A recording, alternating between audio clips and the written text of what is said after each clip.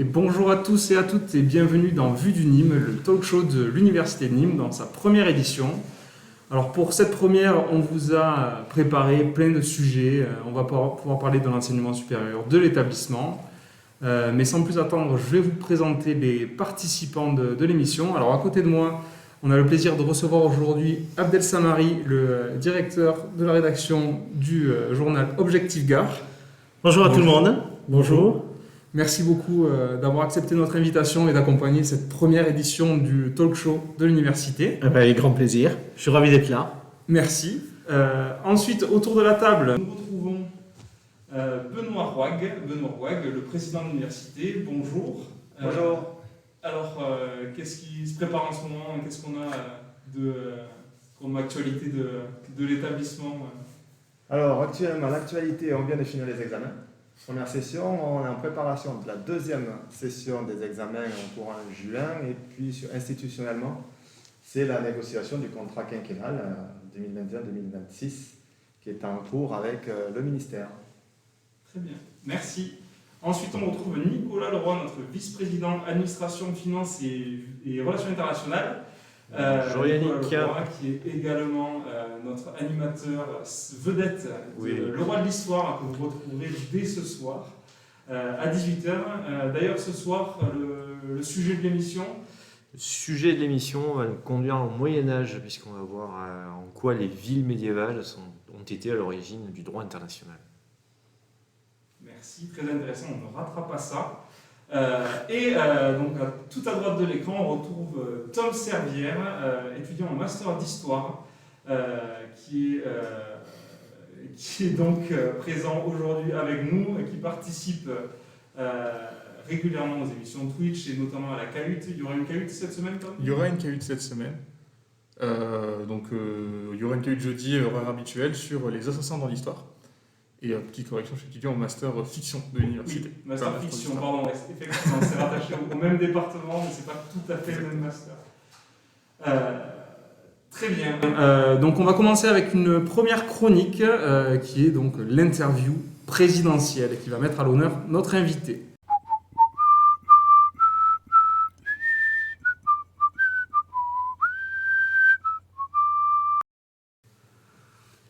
Donc Benoît Rouag, à vous la parole pour l'interview présidentielle.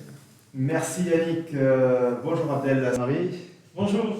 Alors, une fois n'est pas de coutume, c'est vous qui passez de l'autre côté. Ça fait quoi d'abord d'être l'interviewé et non l'intervieweur? Oh, ça fait toujours bizarre, mais là j'ai beaucoup de plaisir à partager ce moment avec vous, donc je vais répondre à vos questions. C'est pour ça que je suis là. Ouais, merci beaucoup en tout cas. Un grand merci d'avoir accepté d'être venu ce jour. Alors, très rapidement, quelques mots à votre sujet. Vous êtes le créateur d'Objectif Gare. Alors, si je ne me trompe pas, c'était en 2012 2008, le 3 juillet 2008, effectivement. 2008. Et vous en êtes son directeur Oui, c'est ça. En fait, en 2012, c'est à ce moment-là qu'on a été reconnu par le ministère de la Culture avec un numéro CPPAP en tant que véritable entreprise de presse. D'accord. Pour ceux qui connaissent mal, ce qui m'étonnerait, parce qu'Objectif Gare aujourd'hui fait référence, en tout cas localement au niveau de l'information. Donc vous êtes un média local d'information qui traite toute l'actualité du Gard à travers différents types de rubriques.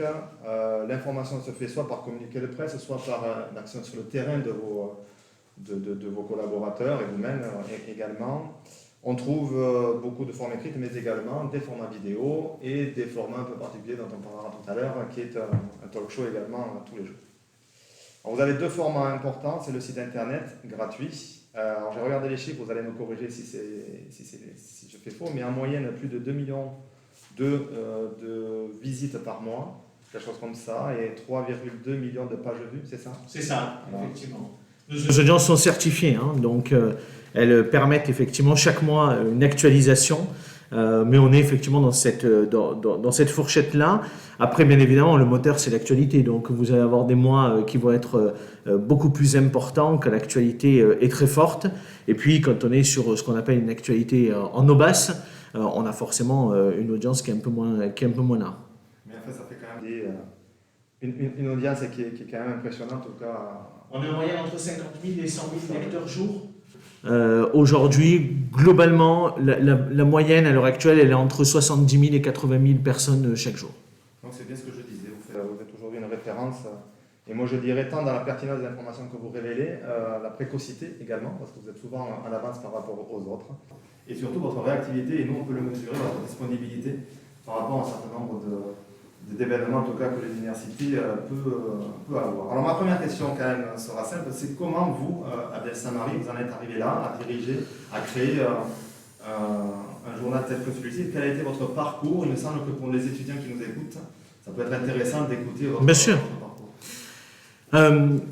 La création d'Objectif Gare, c'est une histoire de passion, hein, puisque moi j'ai toujours été passionné par l'information, par l'actualité, par le métier de journaliste, depuis tout jeune.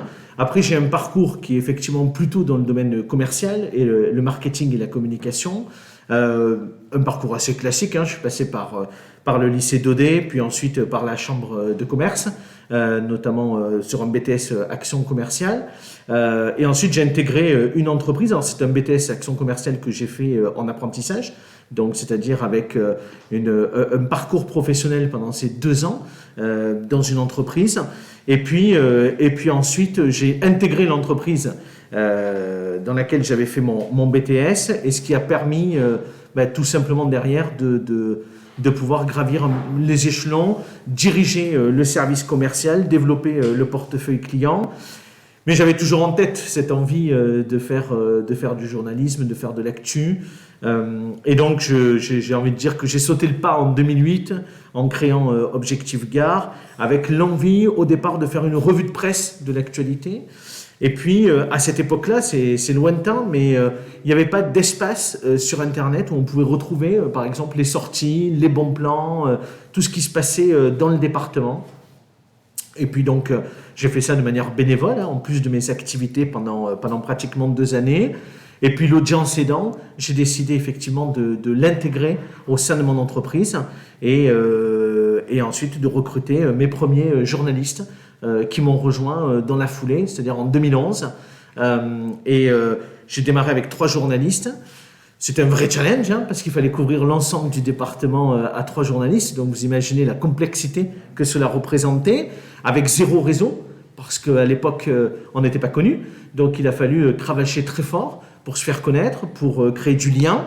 Et puis au fur et à mesure, on a développé l'activité. J'ai embauché des journalistes supplémentaires, j'ai ouvert des bureaux sur le territoire alésien, puis ensuite de nouveaux journalistes sur les territoires de Bagnols-sur-Cèze, et puis ensuite des journalistes sur le territoire de Vauvert, de Beaucaire, où nous sommes présents aujourd'hui avec chaque fois. Et c'était le leitmotiv de départ, pas forcément de correspondants de presse, plutôt des journalistes avec une carte de presse. Et aujourd'hui, l'ensemble de ma rédaction est composé que de journalistes avec carte de presse. Et vous, c'est 14 journalistes qui travaillent pour le journal. Et puis, donc ils sont tous là aussi, c'est important de le dire, parce que ça a été vraiment ma philosophie, des journalistes qui ne travaillent que pour moi. Je n'ai pas de pigistes, je n'ai pas des journalistes qui vont travailler pour d'autres canards. Ils travaillent en exclusif pour Objectif Gare, donc ils sont salariés, ils sont tous en CDI. Et ensuite, on a, ces dernières années, développé le service vidéo. Donc on a 2 personnes aujourd'hui qui ont été recrutées pour s'occuper à la fois de l'émission, on va en reparler probablement, et puis des reportages vidéo qu'on fait. Donc une belle petite une PME, comme on dit, un site internet gratuit, un magazine que vous vendez 90 centimes. La question qui se pose, c'est comment vous financez votre activité? Je vais vous dire, j'ai toujours, depuis le lancement d'Objectif Gare, ma volonté c'est que ça soit gratuit. Pourquoi? Parce que je voulais que l'information soit accessible à tout le monde. Je ne voulais pas qu'il y ait de barrières dans l'accès à l'information. Je ne voulais pas qu'il y ait d'obstacles financiers, c'est-à-dire quelqu'un qui peut se payer le journal le matin et celui qui n'a pas les moyens de se le payer. Je souhaitais aussi, parce que je pense qu'à ma petite échelle et humblement, je participe aussi à faire vivre la démocratie dans notre pays, parce que quand les gens n'ont plus accès à l'information, ils vont simplement sur un mur Facebook regarder ce qui est indiqué, ils sont forcément confrontés à de la fake news, ils sont confrontés à des informations qui ne sont pas toujours exactes. Donc, mon leitmotiv de départ, c'était celui-là, c'était de dire, moi je veux que l'information, tout le monde puisse y accéder avec un contenu accessible facilement, dans la capacité aussi de le lire de manière facile. C'est pour ça qu'on fait des textes qui sont plutôt courts sur Internet. Il y a un phénomène aussi de zapping sur Internet. Les gens passent vite d'un article à un autre. Mais volontairement, ce que j'ai souhaité, c'est être dans la vulgarisation aussi de l'information et dans la pédagogie pour qu'on ait quelqu'un qui vienne sur Objectif Gare qui est très affûté sur l'information, comme quelqu'un qui vient sur Objectif Gare juste pour s'informer sur ce qui se passe dans sa ville ou dans son village. Il faut qu'on soit en capacité de parler à tout le monde et de permettre que l'information soit accessible à tous. Sur le magazine, on est dans une démarche qui est un petit peu différente. Il est payant, effectivement. Alors, pourquoi il est payant? Honnêtement, si c'était moi, ça serait gratuit. Il est payant parce que sinon, on ne peut pas accéder au bureau de presse. Donc, pour être présent chez les distributeurs de presse aujourd'hui, il faut que ça soit payant. Donc, ça l'est. On est présent dans 800 kiosques, parce qu'on est aujourd'hui sur tout le territoire du Gard, mais on est également sur le territoire du Vaucluse, de l'Hérault et du Pays d'Arles. Là aussi, c'est volontaire. L'idée est de pouvoir ouvrir sur les territoires avoisinant le Gard de l'information gardoise, parce que on a des gens à Lunel, on a des gens qui sont à Avignon et qui peuvent s'intéresser à ce qui se passe sur le territoire du Gard. Le tarif, vous l'avez compris, c'est un tarif qui est très attractif. C'est le positionnement que j'ai voulu avoir. On était à la limite de l'exercice. 90 centimes pour un 60 pages sur un format news magazine. Si vous prenez le Nouvel Obs, l'Express ou le Point, vous êtes plutôt à 4,50 € ou 5 €. Donc on est vraiment sur une somme que l'on peut dire quand même dérisoire, mais qui est simplement le prix pour permettre à n'importe qui de pouvoir se l'acheter. Voilà, moins d'1 € tous les 15 jours. On considère quand même qu'on est sur un tarif qui est vraiment extrêmement accessible. Et il y a des coûts d'impression, des coûts de distribution, donc ça répond à ça. Alors ensuite, sur le modèle économique, parce que c'est ça la question qui vous intéresse, je l'ai compris aujourd'hui. En fait, on est financé uniquement par la publicité. J'ai toujours refusé toute subvention de qui que ce soit. Je n'en veux pas. Je n'ai pas de subvention de l'État et je n'ai pas de subvention de collectivité locale. Ça ne m'intéresse pas. Parce que mon indépendance et ma liberté, au sein de cette rédaction, elle passe par le fait qu'on a des acteurs qui achètent une prestation de service. Ils sont contents, ils achètent une prestation de service, on leur rend ce service et ils le payent pour service rendu. Ils ne sont pas contents d'un article, de la ligne éditoriale, de ce qu'ils souhaitent. Ils n'achètent pas de pub et du coup, ils n'achètent pas de prestation de service. La relation s'arrête à ça.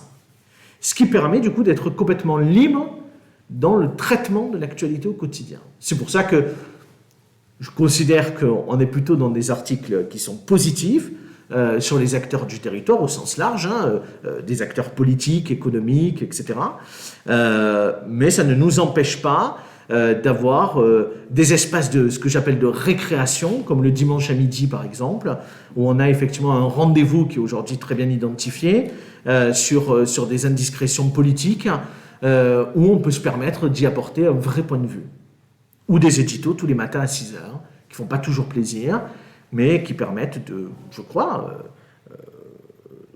être dans notre mission, à la fois d'informer, mais aussi d'éclairer nos lecteurs. Alors, c'était une question que je voulais vous poser. Parce que quand on est assidu à Objectif Gard tel que je le suis, il y a quand même un ton qui est particulier à Objectif Gard. On est très très loin du politiquement correct. Vous posez des questions, et quels que soient vos chroniqueurs, d'ailleurs ça serait une deuxième question, comment vous les avez choisis, parce que quels que soient vos chroniqueurs, ils arrivent à mettre le doigt là où ça fait mal, en tout cas là où tout le monde peut se poser la question, et il n'y a pas beaucoup de journalistes qui vont aller poser ce type de questions, et parfois ça peut mettre, ça a mis, on y reviendra tout à l'heure, ça peut mettre certains de vos invités, quand c'est en direct, un peu dans l'embarras. Mais j'avais deux types de questions, c'était... est-ce que vous choisissez vos collaborateurs par rapport à la ligne éditoriale que vous impulsez, ou est-ce que c'est eux qui se fondent dans ce que vous voulez faire? Et la deuxième des choses, c'est est-ce que vous avez des invités qui refusent de venir vous voir maintenant parce qu'ils prennent le risque, entre guillemets, de devoir répondre à des questions qui peuvent les fâcher? Alors, la première question sur le recrutement. Je mets un point d'honneur à recruter des jeunes journalistes, parce que je pense que c'est eux qui subissent les premiers la précarité du métier de journaliste. C'est-à-dire qu'aujourd'hui, vous avez des rédactions, plutôt sur la région parisienne, qui ont un mode de fonctionnement qui est un peu particulier avec des jeunes, ce qu'on appelle des jeunes stagiaires, hein, ceux qui sortent de l'école de journalistes. Donc moi, c'est un point d'honneur à recruter des journalistes locaux, plutôt de notre territoire. Alors quand je parle du territoire, je parle bien évidemment de l'Occitanie, et plutôt jeunes. Parce que bien évidemment, on est ancré aussi dans cette modernité au quotidien dans le journal. Hein. C'est-à-dire qu'il faut avoir cette envie d'aller faire de la vidéo, quelquefois d'incarner aussi des vidéos, parce que c'est un choix que j'ai souhaité mettre en œuvre. Et aussi parce que ce qui moi m'intéresse, c'est qu'on puisse avoir des jeunes, alors plutôt du territoire, parce qu'il faut qu'ils connaissent bien quand même quels sont les enjeux de notre territoire, plutôt d'un point de vue économique, mais qu'ils aient une conscience de ce qui fait le Gard. Ensuite, sur le choix par rapport à la ligne éditoriale, je ne crois pas que je vais jusque-là. Ce qui m'intéresse, c'est la discussion que je peux avoir avec les journalistes que je reçois, qui sont motivés pour venir travailler au sein de notre rédaction. On se voit généralement à 2 ou 3 reprises avant d'enclencher une collaboration. Et je pense qu'ils entendent ma philosophie. Je leur demande souvent s'ils sont en phase avec cette philosophie-là. L'accompagnement aussi que j'ai pour ce territoire, parce que moi je considère que notre métier, c'est aussi de valoriser le domaine économique, par exemple, ou même les activités institutionnelles. On peut prendre le cas de ce qui nous intéresse aujourd'hui, l'université. On n'est pas forcément dans une démarche, et un journaliste ne doit pas être dans une démarche que de critique. La critique, elle peut être aussi positive. Et les actions à mener et les actions qu'on peut mettre en lumière à travers nos articles, il faut le valoriser. Et je pense que cette démarche-là, elle est intéressante. Et quand moi je reçois des journalistes, je leur dis souvent ça. Je leur dis, on a des partenaires, on a aussi des entreprises sur les territoires qu'il faut mettre à l'honneur. Et moi, j'en fais un point d'honneur que sur Objectif Gard, on puisse mettre à l'honneur des chefs d'entreprise, des activités qui sont aujourd'hui uniquement présentes sur notre territoire. Et puis, mettre à l'honneur aussi les aspérités du Gard. Et ces aspérités, il y a des côtés positifs et des côtés négatifs. La deuxième question, je ne sais plus laquelle c'était, pardon. C'était, est-ce que vous avez des personnes que vous recevez qui ne reviennent pas parce que vous les avez un petit peu bousculées? Je ne crois pas que ça va jusque-là. Je pense que tout le monde vient plutôt et accepte notre invitation. Je vous dirais qu'on a quelques personnalités qui ont un agenda qui est souvent très rempli, qui les empêche de venir. Voilà un peu l'excuse qui est présentée pour ne pas venir. Mais je peux vous les citer parce qu'au moins ils reconnaîtront dans les propos que j'ai eus avec eux au téléphone. Françoise Laurent-Périgot, la présidente du département. Olivier Gaillard, l'ex-député et désormais maire confirmé de Sauve. Voilà 2 personnalités qui essayent d'échapper à la possibilité de venir sur le plateau parce que c'est certainement compliqué pour eux. Voilà. Sinon, non, on a eu le maire de Nîmes, Jean-Paul Fournier, il est venu plusieurs fois. On a, franchement, sur les acteurs du territoire, j'ai personne qui m'a refusé. J'ai plutôt, comme ces 2 personnalités que je viens de vous citer, ce sont des gens à qui on a proposé à plusieurs reprises de venir et qui trouvent toujours une excuse pour ne pas venir. Voilà. Sur ce format-là, donc c'est Bonsoir le Gard, vous avez été le seul, je pense, média à faire ça pendant le confinement où beaucoup de gens étaient attristés, déçus de pouvoir rien faire. Et vous avez lancé Bonsoir le Gard. Donc c'était une émission d'1 heure au bout de quelques semaines de confinement qui ont permis en tout cas de nous maintenir dans une dynamique, je dirais, d'actualité. Un premier format qui était sympa avec un invité. Et là, vous venez de changer de format, oui, avec plutôt des chroniqueurs qui viennent interviewer. Alors d'une part, pourquoi vous avez lancé Bonsoir le Gard? Et la deuxième chose, c'est pourquoi vous avez changé de format? Est-ce que c'est lié aux élections qui arrivent ou juste parce que vous êtes toujours dans la dynamique et dans le changement et dans l'innovation et que, en fait, on a l'impression avec Objectif Gard que vous lancez quelque chose et puis il faut tout le temps se renouveler, en fait. Et c'est pas négatif, ce que je dis là. Après, ça peut l'être, mais un point de contexte, moi je voudrais rappeler quand même qu'effectivement, en mars 2020, on a connu quand même effectivement cet énorme cataclysme. C'est très compliqué. On a vécu une période très compliquée, tout le monde, mais nous au sein de la rédaction aussi, pour plusieurs raisons. La première, c'est que vous arrivez le lundi et vous vous dites comment on fait, parce qu'il faut libérer toute la partie commerciale et tout le reste de l'activité. Et puis vous avez votre rédaction et vous vous dites est-ce que moi, en tant que chef d'entreprise, en tant que directeur du journal, je ne prends pas un risque à un moment donné de conserver des journalistes qui vont aller sur le terrain, alors que, rappelez-vous, à cette époque-là, en mars, on ne savait pas véritablement c'était quoi le coronavirus. On ne savait pas si on ne pouvait pas l'attraper simplement dans l'air, si on pouvait continuer à vivre quasi normalement en étant en extérieur. À ce moment-là, moi, j'ai fait le choix de dire on continue parce que je considérais qu'on n'était peut-être plus tout à fait dans le même travail qu'on avait exercé pendant des années, mais on était dans une mission d'information publique. C'est-à-dire qu'il n'y avait plus le choix. On était presque entre parenthèses et dans la simple motivation qui était d'informer les gens sur ce qui se passait localement. C'était la seule raison pour laquelle on a continué les premières semaines, en tout cas. L'émission est arrivée très vite. Pourquoi ? Parce qu'en fait, on avait fait une émission pour le premier tour des municipales. Et donc, on avait travaillé plusieurs semaines pour construire une soirée électorale en direct sur Facebook. Et en fait, on avait acheté tout le matériel, tout le nécessaire. Et cette émission, on l'a réalisée. Et d'ailleurs, on a démarré avec le préfet qui venait nous annoncer les très mauvaises nouvelles. Et donc, dès le lundi après-midi, j'ai pris la décision avec mes équipes de dire mercredi, on fait une émission, on tente une émission quotidienne de quelques minutes pour permettre de garder le contact avec les gens. Les gens sont chez eux, nous on est ici à la rédaction, et en fait, on va essayer de créer du lien à travers un écran pour leur dire que la vie continue quand même sur le territoire du Gard.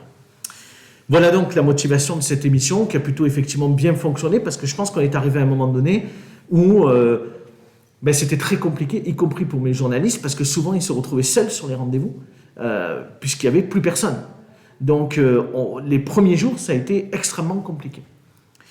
Après, sur l'histoire du changement des émissions, on a effectivement fait évoluer les concepts parce que probablement que je me lasse vite, ça c'est peut-être l'une des raisons, et que j'aime bien le changement, parce que je pense que c'est sur une quotidienne, on arrive assez facilement à voir au bout de quelques semaines les choses qu'il faut modifier. Voilà. L'appétit qu'il faut aller chercher pour ceux qui nous regardent. C'est pour ça qu'on a fait ce petit concept qui était assez rigolo au début de l'année 2021 avec l'invité surprise chaque soir. On a fait ça sur une salve de plusieurs semaines. On a fait une pause et puis on est revenu effectivement plutôt dans une salve qui était positionnée sur du débat. Et là encore une fois, en faisant appel à des jeunes, puisque donc tous les soirs, en ce moment sur la salve qui se termine vendredi, puisque donc l'émission s'arrête vendredi, on a fait appel à des jeunes de tous les partis politiques et donc on a 2 jeunes avec nous tous les soirs. Donc j'ai un journaliste de ma rédaction, on a un invité principal et puis moi la présentation et donc on a 2 jeunes débatteurs qui viennent chaque soir se confronter à la fois à l'invité et puis débattre aussi d'un sujet du jour. Voilà. On va arrêter, on reviendra, donc on va faire les 2 soirées électorales qui seront plus élargies pour les départementales et les régionales, et puis on fera une longue pause et on reviendra probablement fin septembre, début octobre, avec un autre concept. En tout cas, moi à titre personnel, en tant que citoyen, c'est vrai que ça a été un ballon d'oxygène de pouvoir vous écouter tous les jours dans une période où c'était compliqué. Je pense que beaucoup d'auditeurs ont ressenti la même chose. On a explosé les audiences à ce moment-là. Yannick, trois questions courtes pour terminer. La première, très courte en fait, c'est quel est votre centre d'intérêt vous en tant que journaliste en fait vous aimez politique, je suis passionné de politique. Ok.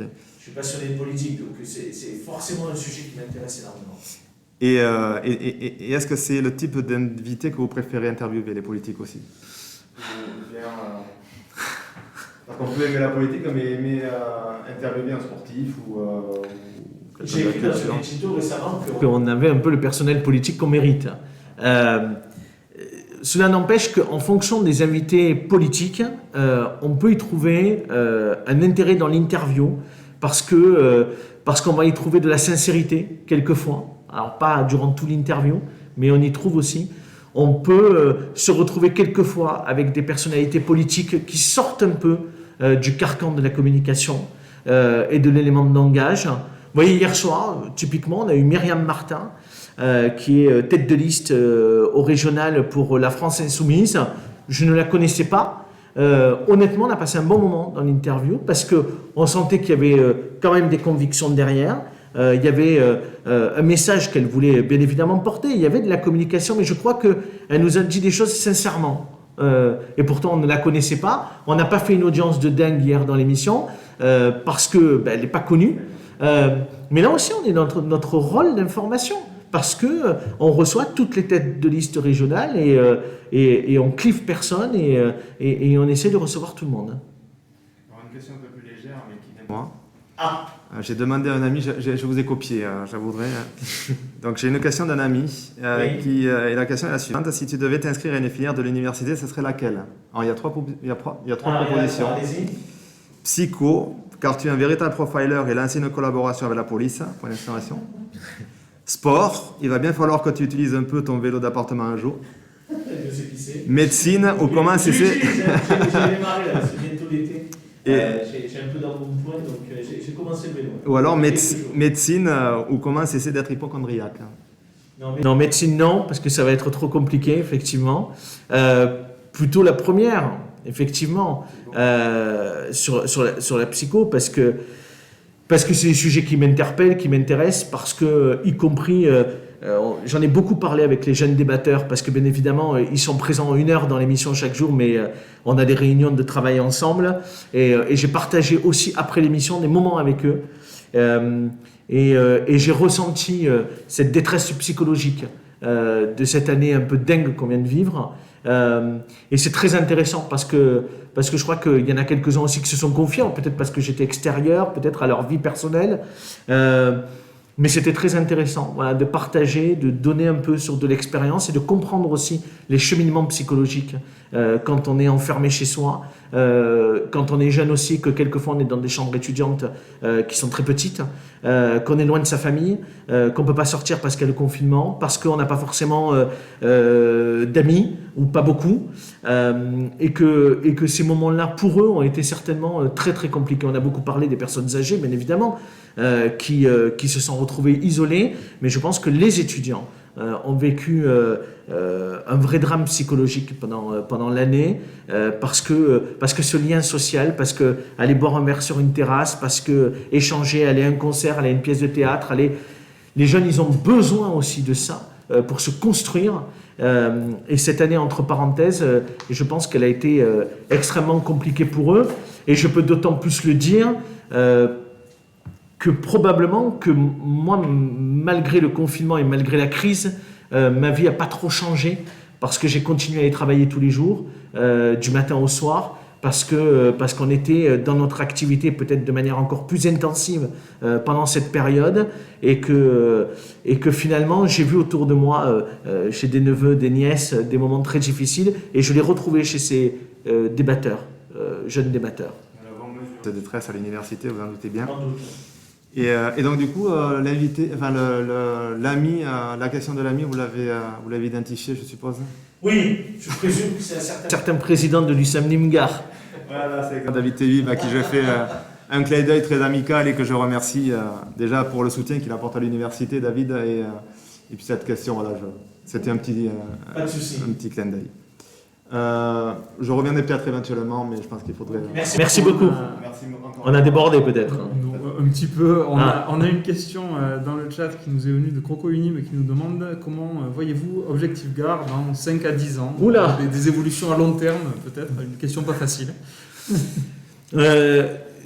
C'est très difficile de répondre aujourd'hui à cette question-là parce que qui aurait dit qu'il y a 2 ou 3 ans on ferait autant de vidéos aujourd'hui? Donc c'est peut-être très compliqué de vous dire dans 5 ou 10 ans ce que l'on fera. Ce qui est certain, c'est qu'en tout cas à moyen terme, je pense qu'il nous reste encore quelques journalistes à intégrer au sein de notre rédaction, parce qu'il y a des territoires qui m'intéressent et qui ne sont pas assez couverts aujourd'hui par Objectif Gare, en particulier le territoire des Cévennes, je pense à Quissac, à Sauve, Saint-Hippolyte-du-Fort, Le Vigan, etc. Ça fait partie de mes objectifs à très court terme, à la rentrée de septembre.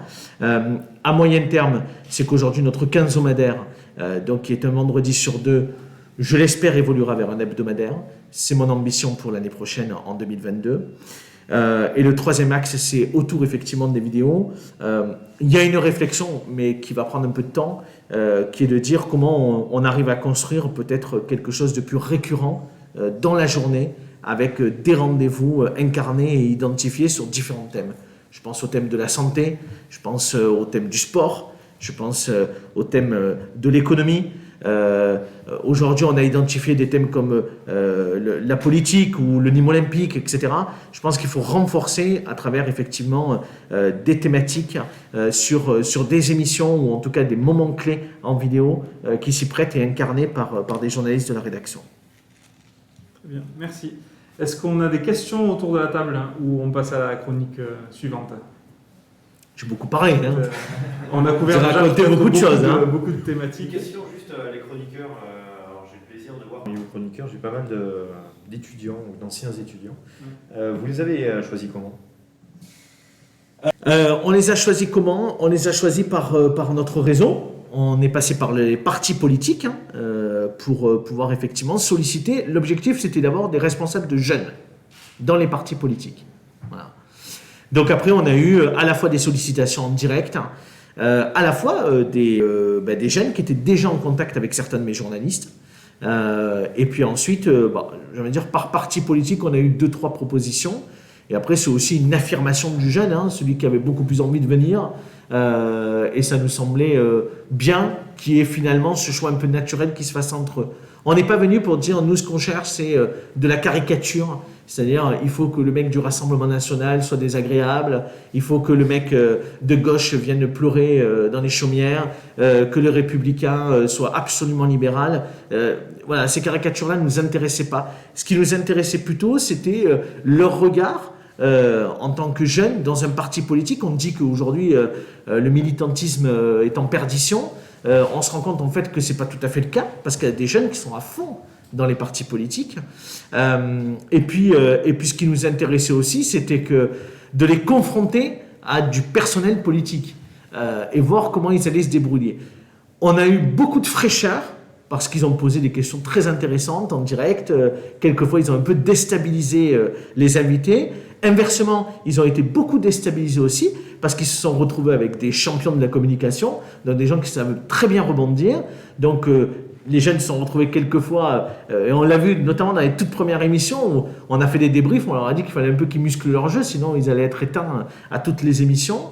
Et puis vous avez des gens qui se sont un peu révélés dans les jeunes, d'autres qui ont beaucoup plus de mal parce qu'ils ont toujours la peur des caméras, ils ont toujours un peu cette difficulté-là d'être un peu naturel, ou en tout cas d'être dans une conversation sans regarder les caméras.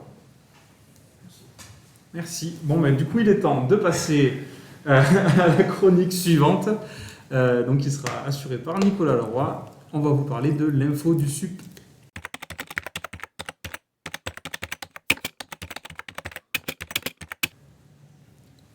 Donc c'est à vous, Nicolas, pour l'info du SUP. Alors, l'info du SUP, il fallait dire une thématique. J'ai choisi une thématique d'actualité, donc on va parler de Parcoursup. Alors, juste un petit rappel déjà de ce qu'est Parcoursup. Parcoursup, c'est la plateforme d'accès à l'enseignement supérieur qui a été mise en place maintenant il y a quelques années, je crois 3 ans, par laquelle sont obligés de passer tous les étudiants, tous les futurs étudiants ou étudiants qui veulent rentrer en première année d'enseignement supérieur, dans un BTS, dans un IUT, dans une classe prépa, à l'université. La quasi-totalité des formations d'enseignement supérieur maintenant sont sur Parcoursup. Elles n'étaient pas au départ, maintenant depuis l'année dernière il y a les IFSI aussi, etc. Donc pourquoi je parle de Parcoursup? Parce qu'on est en plein dedans, puisque depuis jeudi dernier on est rentré dans une phase qui est importante, c'est la phase des propositions, puisque les candidats ont déposé des vœux sur la plateforme. Ils ont ensuite les différents établissements d'enseignement supérieur ont traité ces vœux, et donc les réponses des établissements ont été révélées à partir de jeudi dernier. Donc là en ce moment, les candidats sont en train de recevoir des propositions d'accès et de répondre, c'est-à-dire confirmer leurs vœux ou éventuellement abandonner certains des vœux qu'ils avaient pu recevoir. Alors, ici, il s'agit de donner quelques informations complémentaires en principe, qui sont assez bien connues par les candidats, mais également de peut-être démythifier le parcours qui est Parcoursup. Donc là, les propositions sont en cours. Elles sont actualisées tous les matins, tous les jours, au fur et à mesure des confirmations ou des abandons de vœux par les candidats. Il faut savoir que les candidats ont un délai de réponse qui est relativement court, puisqu'ils ont 3 jours de réponse depuis ce week-end. Donc 3 jours de réponse. Quand on leur fait une proposition, donc, ils ont 3 jours pour accepter la proposition. S'ils n'acceptent pas la proposition dans les 3 jours, cette proposition est considérée comme abandonnée.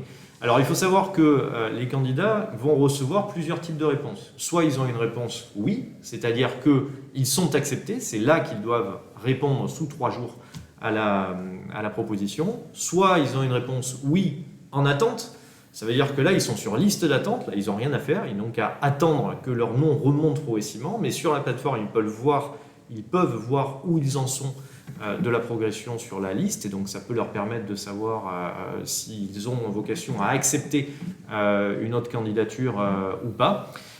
Ils peuvent recevoir une réponse non, ça c'est pour les filières sélectives, c'est pas le cas à l'université n'étant pas sélective, ils ne peuvent pas recevoir une réponse non de l'université.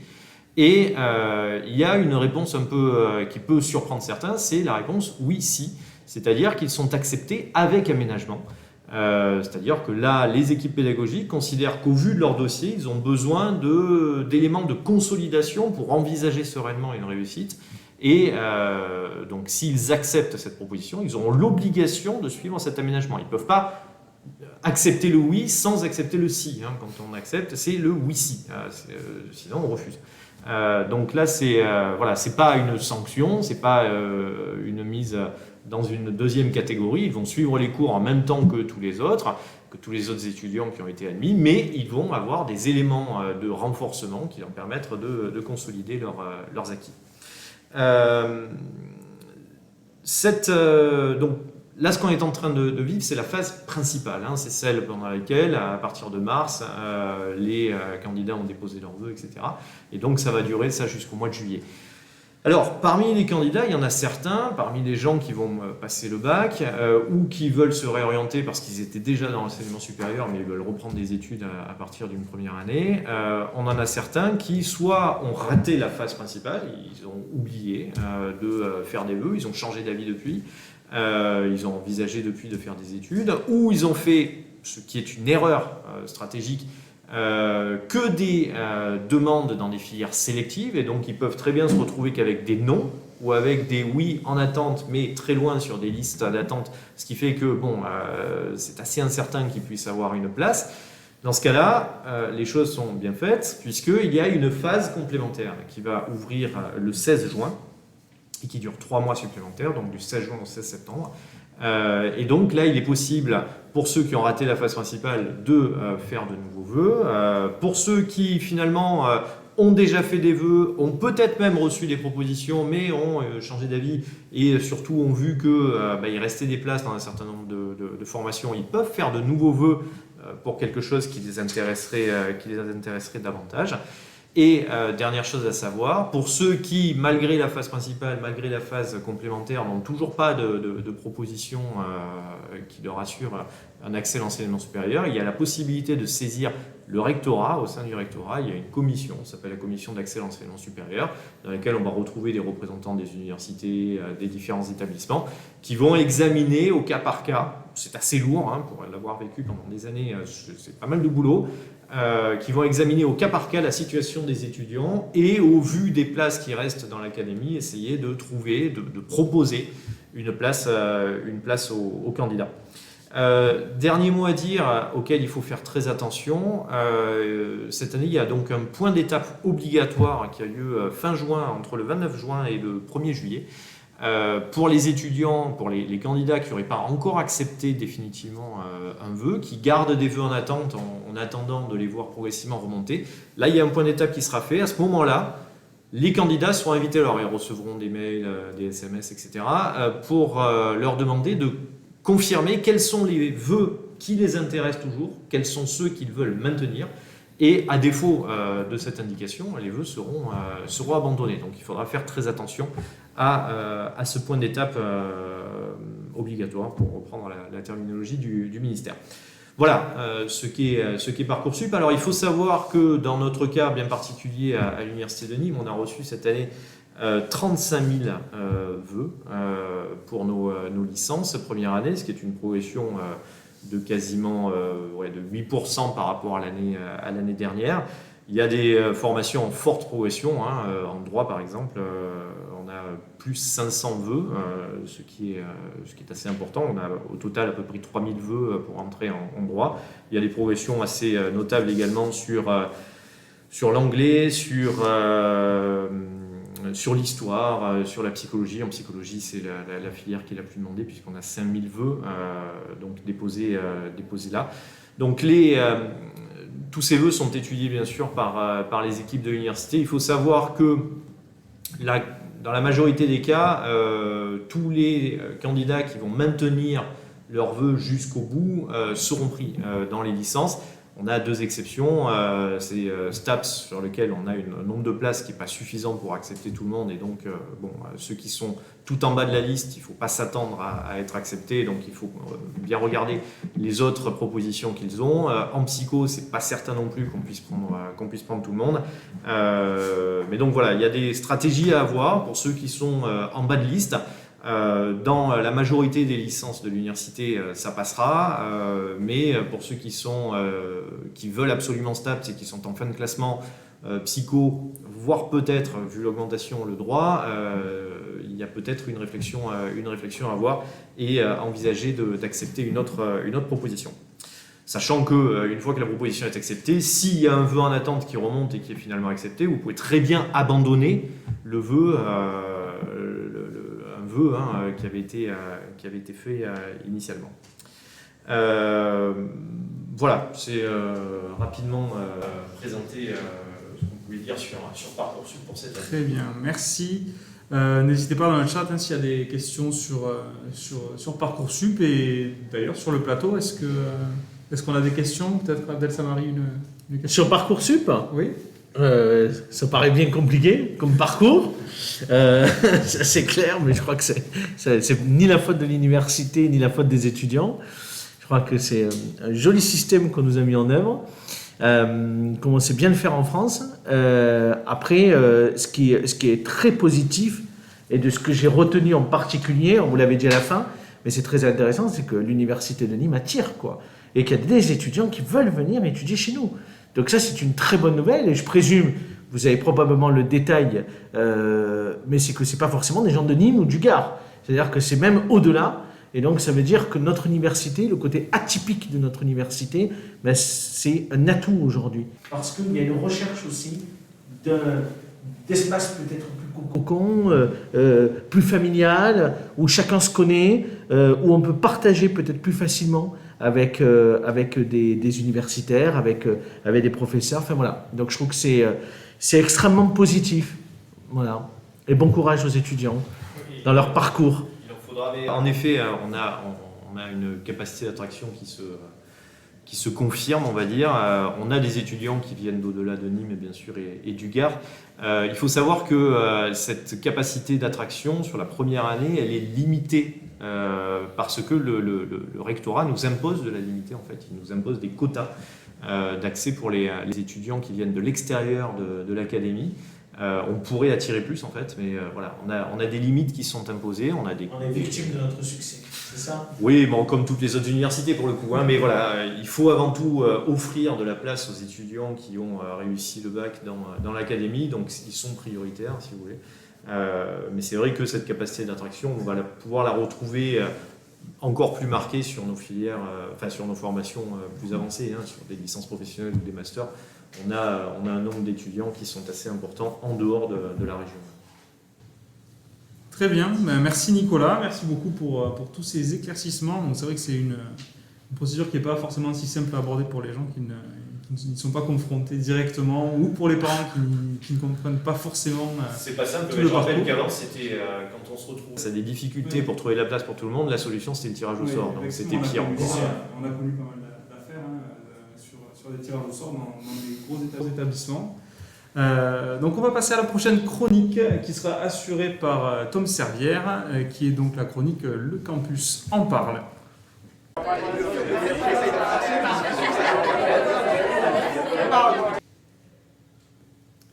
Et merci. Donc Tom, la parole est à vous. Le Campus en parle. Merci. Donc du coup, c'est vrai qu'on a évoqué à plusieurs reprises la fin de l'année, en tout cas la fin de la première session d'examen.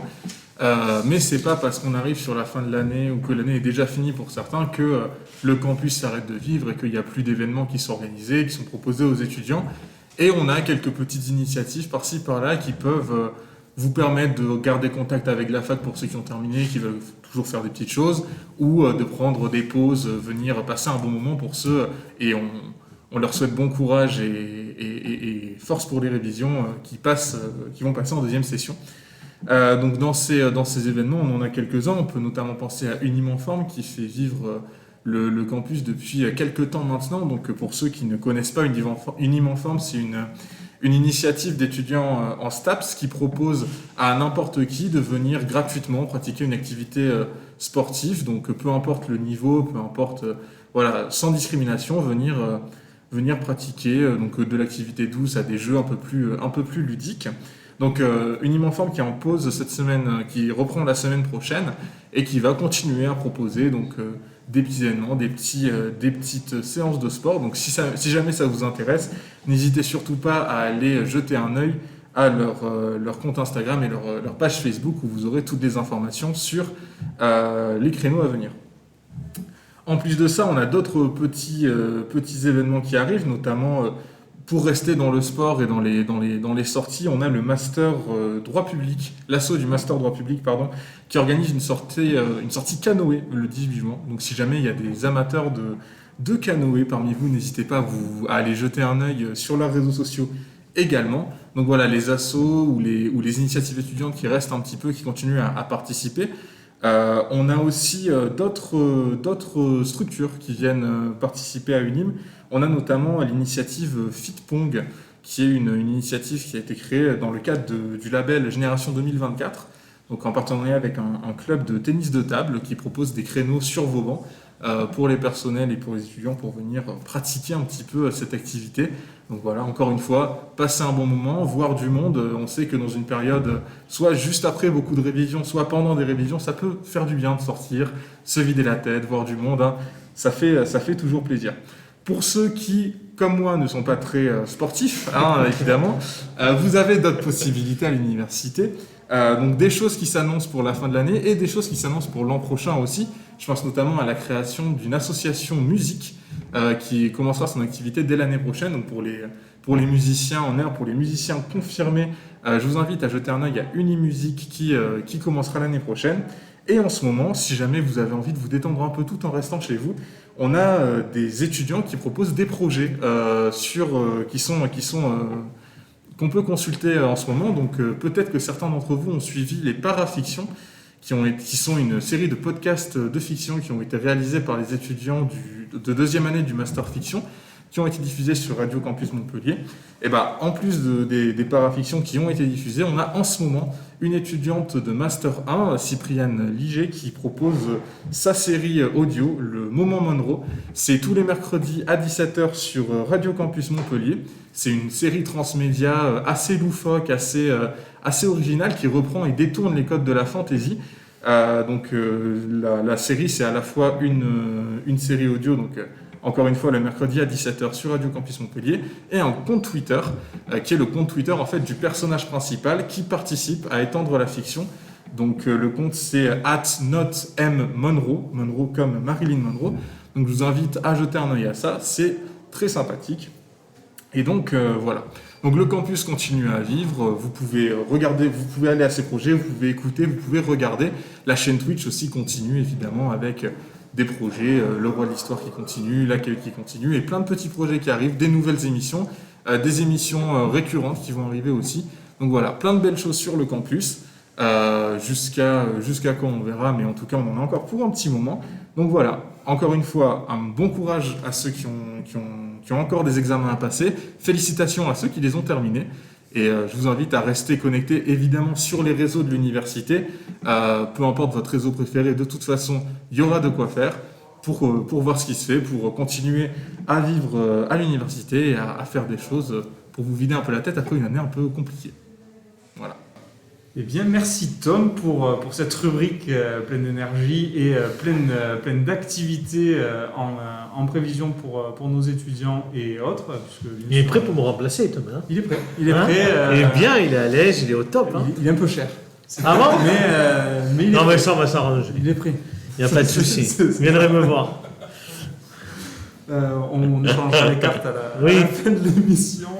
On va rapidement vous donner quelques infos sur l'établissement. J'ai 2-3 petites infos à vous donner. Donc c'est Unimactu tout de suite. Alors pour Unimactu, on avait cette semaine quelques petites choses à mettre à l'honneur. On a le prix Academ, donc c'est un prix organisé par le CEA, auquel nos étudiants de Master RestNuc ont participé, quelques étudiants de Master RestNuc, et ils ont été primés. Donc je vais vous donner les noms. On retrouve Julie Leblanc, Sarah Belmeki et Dorian Huet, qui ont remporté le prix Academ. Donc ce prix, il mettait à l'honneur des présentations de projets innovants en matière d'assainissement et de démantèlement. Donc eux, ils ont fait un projet autour des mousses assainissantes et des microalgues Cucumixa. Désolé, je lis un peu parce que je ne suis pas forcément extrêmement familier de ces termes. En tout cas, on les félicite bien chaleureusement pour leur réussite. Ils ont eu 2 prix, donc le prix Academ plus le coup de cœur des salariés du CEA. Donc félicitations à eux. Ils représentent très bien notre établissement à l'extérieur. Et pour vous occuper pendant le mois de juin, on a aussi identifié les rencontres de la généalogie, enfin des événements autour de la généalogie, qui est donc une formation qui existe au sein de l'université sous la forme de plusieurs diplômes d'université. Donc on a les rencontres de la généalogie avec la généalogie familiale face aux nouvelles demandes. C'est 2 jours d'échange qui sont proposés du 4 au 5 juin 2021. Et on a une conférence d'ampleur qui est organisée le 30 juin sur une thématique qui peut vous intéresser. Donc c'est le secret de famille, comment une protection devient poison au fil des générations. Donc tout ça avec une analyse précise qui nous est proposée par nos généalogistes qui assurent les enseignements de l'université.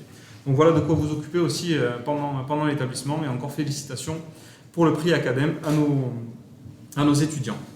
On a une dernière petite chronique qui va être assurée par Tom encore une fois, donc c'est la Minute Geek par Tom, quelques infos sur cet univers.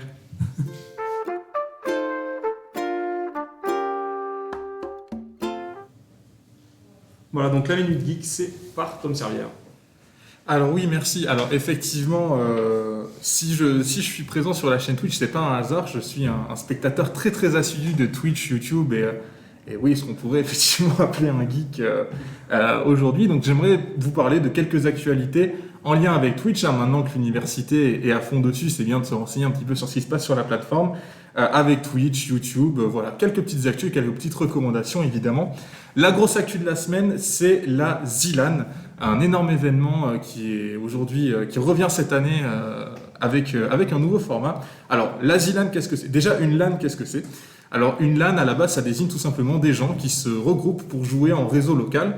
Alors c'est un terme qui existe depuis un petit moment et qui a beaucoup évolué. Aujourd'hui, une LAN, c'est encore une fois toujours des gens qui se retrouvent dans un même endroit pour jouer ensemble. Généralement, ça prend un format de compétition sur un jeu. La ZILAN, qu'est-ce qu'elle a de particulier ? Alors la ZILAN, déjà, c'est une LAN qui est entièrement streamée, qui est organisée par Zerator, donc vous avez sûrement déjà entendu parler, un des plus gros streamers français qui est connu, je pense, par le plus grand public, notamment pour être à l'origine du The Event, ce gros événement caritatif qui collecte des sommes astronomiques chaque année pour des associations. Et donc il organise une LAN, donc une compétition de jeux vidéo qui a pour particularité d'avoir un format tout à fait unique. Alors la ZILAN, déjà, c'est pas une compétition qui se déroule sur un seul jeu, mais sur une sélection d'une dizaine de jeux, plus un jeu mystère, sur lequel les participants ont pu s'entraîner en amont. Donc la difficulté déjà, c'est qu'il ne faut pas être bon sur un seul jeu, il faut être relativement bon sur plein de jeux pour réussir à progresser dans la compétition. Une autre particularité, c'est qu'une grosse partie des candidats qui jouent et des compétiteurs, en fait, sont des streamers.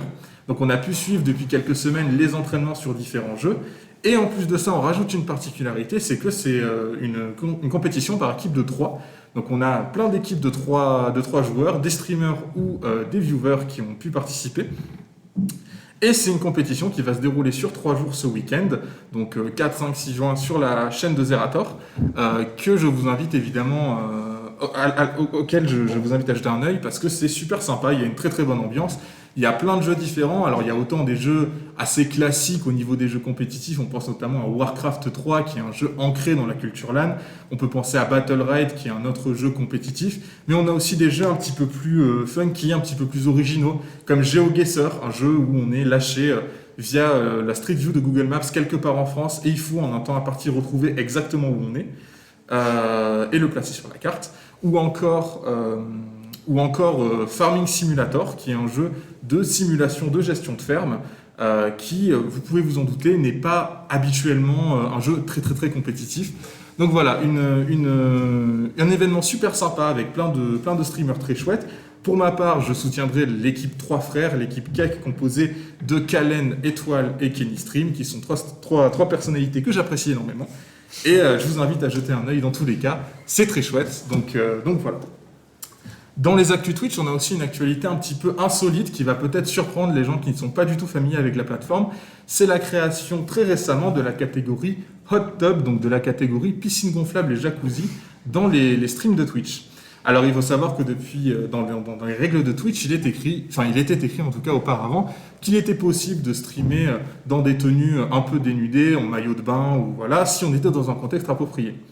Des gens se sont mis à se dire, bah tiens, un contexte approprié, ça peut être une piscine gonflable, et se sont mis à faire des streams en piscine gonflable de chez eux, dans des tenues un petit peu affriolantes, pour attirer une audience, pour se mettre en avant. Alors c'est des streams qui marchent très bien, et on n'est absolument pas là pour juger ni les créateurs ni les viewers, mais c'est vrai que ça surprend un petit peu d'arriver sur la homepage de Twitch, et de voir ce genre de stream dans la catégorie discussion, just chatting, à côté de Vue du Nîmes. C'est vrai que ça surprend un peu. Et du coup, pour pallier à ça, Twitch a décidé de créer une catégorie spéciale dédiée au stream dans des piscines, dans des jacuzzis, à la mer, pour que les gens qui cherchent cette catégorie et les gens qui diffusent puissent être séparés, puissent être dans leur coin, puissent avoir une catégorie qui leur est dédiée. Ce qui a pu faire grincer les dents certains artistes qui n'ont toujours pas de catégorie à eux. Mais bon, dans tous les cas, ça reste une actualité un peu insolite. Et pour terminer, j'avais quelques recommandations pour sortir un peu de Twitch. Donc évidemment, vous avez plein de chaînes Twitch que vous pouvez voir, mais je vous invite à regarder Lazyland ce week-end. En plus de ça, vous pourrez découvrir des streamers qui sont très sympas. Moi, je vais vous recommander un spectacle et 2 chaînes YouTube. Donc j'aimerais vous recommander les chaînes de Lapindicite et de Archeo Toys. Donc Lapindicite, écrit lapin comme l'animal, dicite tout attaché. Ce sont des chroniques qui parleront beaucoup aux amateurs de culture japonaise. Il y a des émissions d'invitation au voyage et des chroniques qui sont très très très intéressantes sur par exemple l'impact de la fin de la Seconde Guerre mondiale et des bombes atomiques sur la culture manga, ou encore des vidéos sur les lieux qui ont inspiré des films d'animation ou ce genre de choses, et beaucoup de vidéos qui sont dédiées à Pokémon et aux endroits qui les ont inspirés. Donc c'est des vidéos très chouettes avec une très bonne ambiance. C'est une chaîne que j'apprécie beaucoup et que je vous recommande. Et la chaîne d'Archeo Toys, comme le nom l'indique, c'est une chaîne dédiée aux jouets, aux anciens jouets, donc comment certaines licences ont évolué à travers leurs jouets, sur des collections, sur plein de choses. Il y a plein de formats, plein de chroniques très sympathiques. Et c'est vrai que ça peut surprendre de voir ce qui a pu exister. Ça peut peut-être rappeler à certains des jouets qu'ils ont eu dans leur enfance. Donc c'est une émission très sympa. Et enfin, ma dernière recommandation, ce sera sur Netflix, parce que mine de rien, on n'en parle pas souvent, mais Netflix, c'est aussi quelque part un réseau propre à Internet. C'est le spectacle de Bo Burnham, qui est personnellement mon humoriste préféré, qui a sorti un Netflix special qui s'appelle Inside, et qui est en fait 1h30 entre le spectacle et la réflexion. C'est très particulier. C'est un spectacle qu'il a créé en fait chez lui, en restant enfermé pendant 1 an dans une pièce. Tout a été tourné dans la même pièce, réalisé dans la même pièce. Ça chante, ça parle, il y a des réflexions. C'est des fois très drôle, des fois très badant. Mais ça reste un spectacle absolument génial à regarder. Donc Inside de Bo Burnham, c'est sorti il y a 2 jours sur Netflix et c'est vraiment très très chouette. Donc voilà, mes petites recommandations. En tout cas, il y a toujours plein de belles choses à faire sur Internet, plein de belles choses à voir. Donc voilà, je vous invite à jeter un œil à tout ça ce week-end ou par la suite. Voilà. Tom est étudiant en anime. Oui. Il est disponible à 18h. Je gère la carrière de Tom. Donc, je lui demande de passer directement par moi. Hein, pas de problème, on trouvera des arrangements. Très bien, je vous propose de terminer cette émission par un petit moment ludique au travers d'un petit jeu, un petit quiz très rapide pour déterminer. On peut utiliser le Lequel téléphone d'entre vous? Alors, téléphone interdit, évidemment. Attention, on a des spécialistes de la surveillance des épreuves ici, donc on n'arrivera à voir personne. Très bien. Alors, de manière très autoritaire, je vais vous suggérer des équipes. Oula. Moi, j'aurais bien fait les historiens contre le reste du monde. Donc, Tom et Nicolas contre Benoît et Abdel pour être bon, monsieur le président. pour cumuler les points. Donc, on part pour le let's play.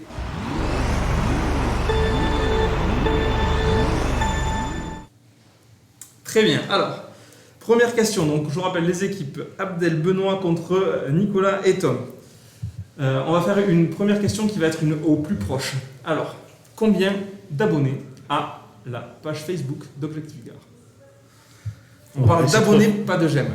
Non, mais c'est trop facile, je vais pas donner la réponse. Ou alors, Je- c'est ce qu'on va faire. On va faire Nicolas contre Benoît. Ah oui, et les questions d'intéressés, on fera par. C'est au plus proche. C'est plus de 2. Oui, et c'est proche de 100 000. Le nombre d'abonnés. Allez, 95 000. 90. C'est Nicolas.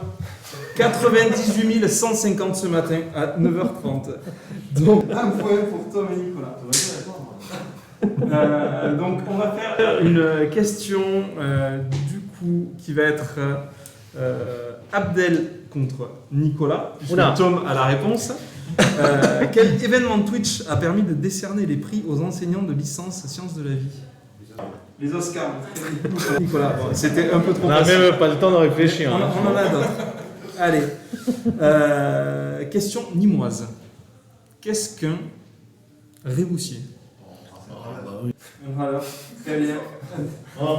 Est-ce que Tom savait? Je sais pas. Si? Non, ne savait pas. Voilà. On ne sera pas Fanny, on n'aura pas besoin de passer sur la table. Tout va bien. Très bien. C'est pas fini, c'est pas fini. Oui, non, mais on a marqué un point. On n'est pas à 0. Ils n'en ont que 2. Le niveau olympique, il y en a beaucoup qui est souvent.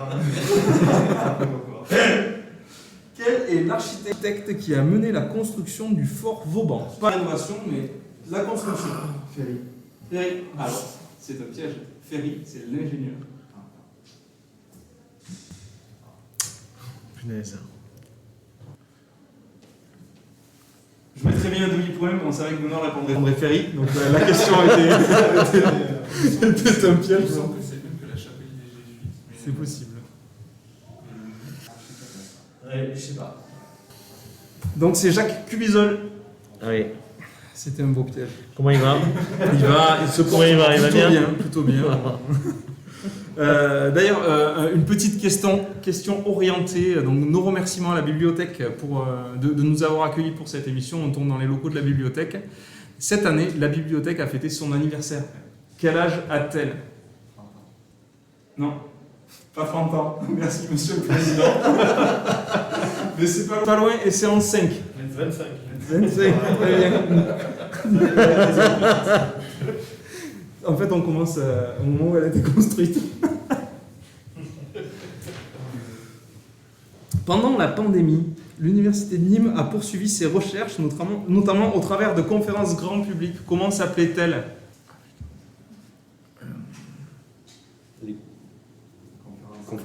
Les confitures. C'est Benoît, les conférences confinées. Confétu, c'est une étude menée par nos chercheurs sur la santé mentale des étudiants pendant la pandémie. Donc les conférences grand public qui étaient les conférences confinées. Et donc dernière question qui mènera soit à une égalisation, si l'équipe Abdel Benoît répond juste, soit à une victoire de Tom et Nicolas. Alors je vais quand même faire répondre tout le monde, mais Tom aura un délai de 10 secondes. Comme ça, sanction. C'est ça, sanction. Il a été trop bon aujourd'hui, donc Oui. c'est notre manière de le féliciter. C'est ça. Sanction. Il lui faut un handicap, il faut le ramener au niveau du groupe. Donc, quel événement francophone Twitch a rassemblé le plus de spectateurs en 2020 Indice. En 2020. Indice, on en a parlé pendant l'émission. C'est l'interview de M. Etienne avec le Premier ministre. Non, c'était en 2021, il me semble. Je peux répondre? C'est le The Event, du C'est coup? le The Event, effectivement. Le The Event, donc événement organisé par Dash et Zerator.